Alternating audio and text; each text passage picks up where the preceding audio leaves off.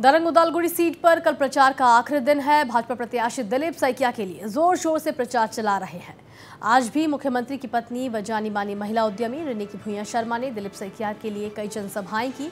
रिनिकी भुइयां शर्मा ने चांगसारी के निज सिंदूरी घोपा धूपाटारी आठिया बोई में जनसभाएं की। इस दौरान उनके साथ विधायक दिगंत कलिता और भाजपा किसान मोर्चा के सचिव रंजित भट्टाचार्य भी साथ रहे। आमार निर्वाचनत आमी याते भोट দিব লাগিব বুলি ক'বলে নালাগে। এটো এটা উৎসৱ হয় যে আমি সকলে উলাই দলে বলে আমি সদায় ভোট দিও আৰু আমাৰ এটাই চাব লাগিব যে আমাৰ ভোটখিনি যেতে আমি যেতে গুটেখিনি দলে বলে দি যেতে আমাৰ ভোট কেটা মিস নহয়। কাৰণ ভোট কেটা মিস হৈ গলে দিয়া নিদিয়া সমান। হেতু আপোনালোকৰ লগত আজি ইমান বছৰ খুজকাৰি আহি আছো।